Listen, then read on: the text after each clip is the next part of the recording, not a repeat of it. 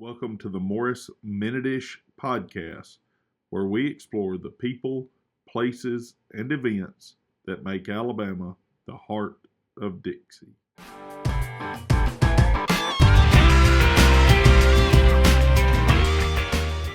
Welcome back to the Morris Minute-ish podcast. I'm your host, Coach Kyle Morris, and today we're going to dig into one of the largest figures in Alabama history, both literally and figuratively. I'm talking about Big Jim Folsom. So Big Jim was born in Coffee County, Alabama in 1908. For those of you who are unfamiliar with where Coffee County is located in the southeastern part of our state in what we call the Wiregrass. But he was born into a family that was really into politics. His father, Joshua, was very involved in local politics and grew up traveling around with him and visiting and learning how to do politicking at a local level. Unfortunately, his father died when he was only 11, but he had another person, his uncle, his mother's brother, who was very involved in politics as well. So that was John Dunavant, who was Eulala's. His mother's name was Eulala, but John Dunavant was Eulala's brother and was a great storyteller and really was what you would call a populist. You can point to a lot of Big Jim's traits starting there. Well, after he graduated high school, Big Jim spent a little time at the University of Alabama, Howard College, which now we call Sanford University, trying to learn history, government, and all the things that somebody who's interested in a career in politics would like to do. But he never graduated. He actually left school in 1929 to try to help when the Pea River flooded in Elba, which located in southeastern Alabama.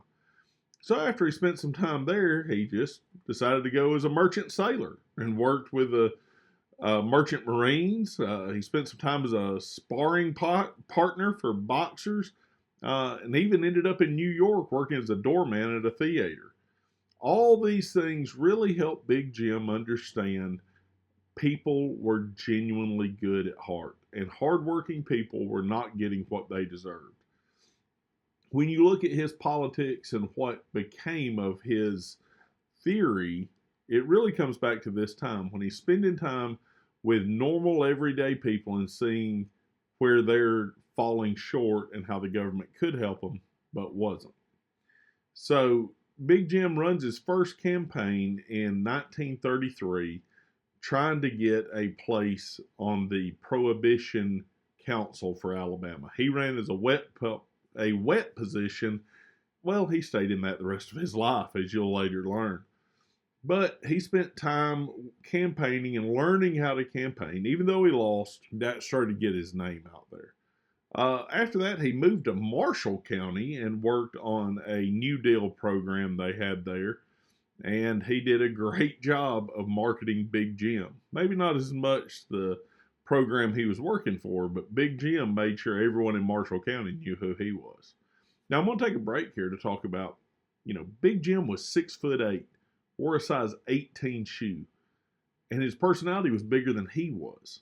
Just a massive man who everyone loved when you got to know him. Later, in 1934, Big Jim returns back to Elba, southeast Alabama, and starts to build a life. In 1936, he marries Sarah Carnley, and she was just so happened to be the daughter of a judge, Judge Jefferson A. Carnley, and was politically connected. So they had 2 children, and Big Jim got his first real run at a Congress seat, and he lost it to Henry B. Stegall, but he was on the left of Stegall, which seems like something that wouldn't play in Alabama today, but it really laid out who he was. Big Jim was probably would be considered a socialist in a lot of ways today. He wanted the government to work for the poor people. He lost it in that one, but he started to become more grounded in who he was and what was his theories. So when we come back, we're going to talk about Big Jim's next move. And his next move is when he came north.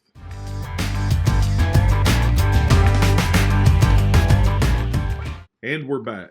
So after failing again against Stegall in 1938, Big Jim wanted to take a little break and kind of lick his wounds. So he picked a town in North Alabama called Cullman. And he came up here and went to work for his brother-in-law's insurance company. Speaking of insurance, I think everyone listening to this should get Alpha Insurance with me, but hey, I'm not here just for that. He made sure he did what he did best, which was market Big Jim. So he goes around making friends and trying to build support. So what he was really doing during this time, not necessarily selling insurance, but picking a second area of the state to get his door-to-door politics going. He already had made large inroads in southeast Alabama. He had started picking up in Marshall County.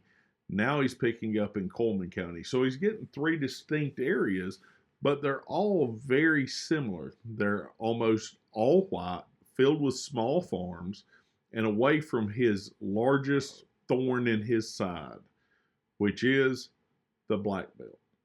So when you look at the Black Belt region of Alabama on a map, you can see the black land dirt, and what caused it to be so successful were the plantations. And plantations were ran by normally one family with hundreds of slaves working for them. So while slavery ended, quote unquote, in 1865, we know there were still some forms of it all the way into this time period. It was mainly used as sharecropping and convict lease system. It was just another way to keep the poor people down. So the people of that area in Jefferson County, where they ran a lot of the coal and iron mines and all that type of stuff, the big money, they were called the Big Mules. So the Black Belt and Birmingham, Jefferson County were ran by the political machine known as the Big Mules. And their whole goal was to keep any change from ever happening. Make sure that no one spent time learning how to read or write that could lift them up out of poverty, because that could challenge their status. Well, Big Jim was working the whole rest of the state, which had a larger population, and building up how he knew he needed to run to be a man of the people. In 1942, he runs for governor for the first time. Now, to understand Alabama's governorship at the time, there was virtually no Republican Party. The Democratic Party was the party, and whoever won the Democratic primary was going to be governor. So when he runs in 1942, I mean, remember, at this point, he's only 34 years old. He makes a very strong showing. He finishes second behind the governor-elect, Chauncey Sparks. So when, at the time, a governor could not succeed himself. So governors could only serve one term and then had to wait at least 4 years. So when you run second, you're automatically well up on the list for the next time. Before the next run, he spent some time in the Army during World War II, but they couldn't keep him in the Army because he was 6'8". Spent a little time with the Merchant Marines, but in 1944, his wife Sarah had died due to complications in her pregnancy. So he came home to begin his work on his campaign for the 1946 governor run. This is where the story turns straight up soap opera. So during this time, when Big Jim's trying to build his run for governor, he starts spending time with a young lady named Christine Putman from Hanceville. Now, what went down during that time is the subject of a great book that was written by Christine's nephew. If you ever get a chance to read it, it goes into their relationship. So basically during this time, they're spending time together and dancing and going out, and Christine worked at the Tutwiler Hotel in Birmingham, and they were spending time at hotels.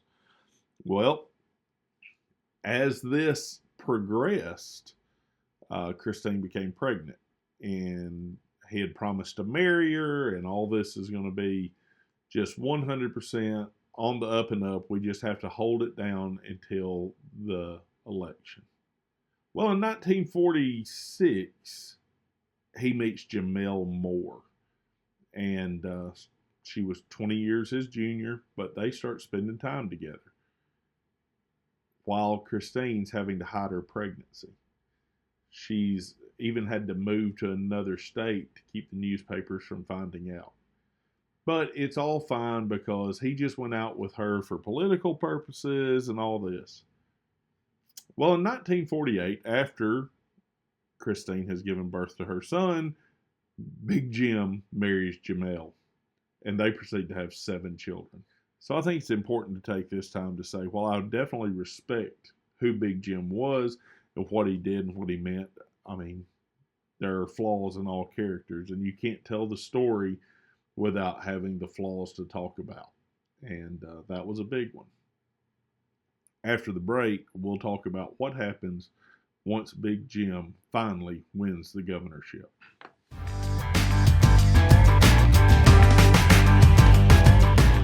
So, 1946, a young, exuberant Big Jim is ready to win the governorship. He's never really won any election before.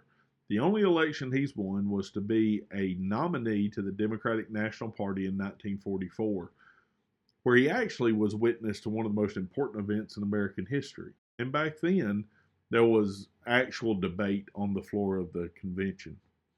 So FDR was running for his 4th term, and Henry Wallace was his running mate for the previous term. There was some people wanting to move Wallace off the ticket, but people like Big Jim were staunch to keep Henry Wallace on the ticket. Big Jim and his group lost, and he was replaced with Harry S. Truman from Missouri. Why is that so important? Because less than 3 months into the term, President Roosevelt dies, Truman takes office, and then Truman ends World War II. We get involved in Korea. All the things that led up to the Eisenhower administration really got set in place that night when Big Jim was a delegate. But back to 1946. Big Jim's running against the big mules, and that was the signs everywhere is the little man's big friend. And Jim was tireless. He went to anywhere that they had let him speak. He had a traveling band. He would go around and he took a mop and a bucket and said he was going to clean out Montgomery. His big theories were he wanted to eliminate voting restrictions. At this time, there were a lot of laws and things that kept African Americans from being able to vote. He didn't think that was fair. It also restricted a lot of poor whites from voting. And he wanted to let poor people have as much right in the government as the rich people. So he pushed for that. He also pushed for a reapportionment of the state legislature, rewriting the Constitution. He wanted to be able to put women in government positions. All these things were trying to be progressive.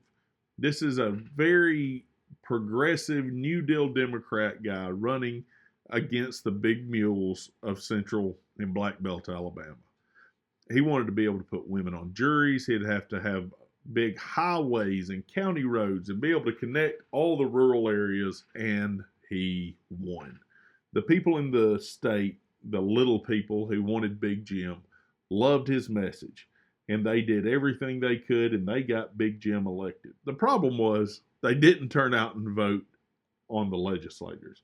So virtually everything Big Jim did got shut down. So his entire first term, he was fighting uphill. Now, he did have a very important line in his inaugural where he said, as long as the Negro is held down, the poor whites will be held down just as far. And in 1947 at the time, that was very, very controversial. But it was what really needed to be said, and it really started to push the ticket in Alabama that the poor people versus the rich people was the battle, not the black versus the white. At the end of his first term, Big Jim started rallying himself to get ready to run again in 4 years. So during that time, he had to think about how to get not just him, but get legislators in that could help him. He ran again in 1954, which is the first time he could run again per the 1901 Constitution of Alabama. He ran against 7 candidates. So if you know anything about elections, normally if you run against multiple candidates like that, you're going to have a really hard time coming to a full majority on the first one. Normally, you would go to a runoff. Big Jim was so popular, he beat all 7 and won it without a runoff. But he also got his legislators in place. Here's just a few of the things he did in his second term.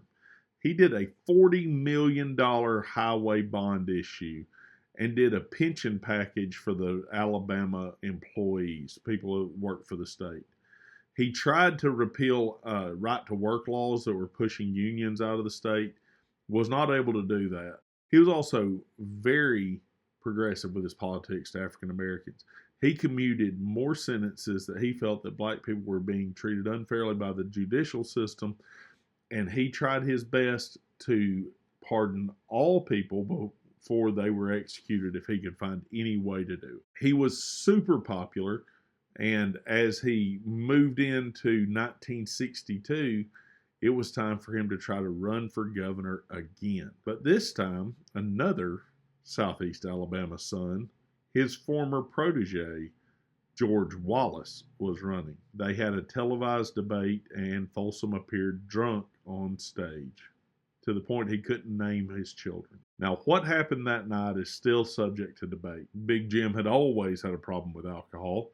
In fact, one time they asked Big Jim about his alcohol and his womanizing, and he said, if you'll bait the trap with old whiskey and young women, you'll always catch Big Jim. He was such a notorious womanizer that he once had a kissing booth set up in New York where 100 beauty queens came to give him kiss on the street, caused traffic jams, when he was named the most eligible bachelor in America. He was a good time man in all the ways Waylon and Willie talked about. He claimed he was drugged. He said that something was slipped in his drink and made that. There's been some speculation that he may have suffered a stroke because he had several strokes after that. And, whatever happened that night, it really ended his political career. And Big Jim was the best, maybe, that we've ever seen in our state about going door to door, going out and visiting people and rallying votes. But in the changing times where it became more about appearing on TV and the polished politician, he was not going to be able to stand up because he was not polished. So after that, he retired to Coleman and came home. He ran a few times thereafter, but not really very much. But came home, was a family man, and raised his family right there in downtown Coleman. Some of his children even followed into his political footsteps. His son, Little Jim, who is not at all little, was a governor and lieutenant governor. He had his another daughter, Melissa Folsom Bowen. She also served. Jack Folsom has served as well. So he still has a lot of political people in his family lineage today. However, the hard living and the life that Big Jim had for himself came to an end when he died of a heart attack November 21st, 1987, and he is buried in the cemetery there in Coleman. When you look back again over his career, I think you can see Big Jim was very ahead of his time. He was very progressive. Big Jim did some things that probably were not good, but overall what he did was so monumentally important. And when we come back, we're going to wrap up with a few of the things that I think were his most important.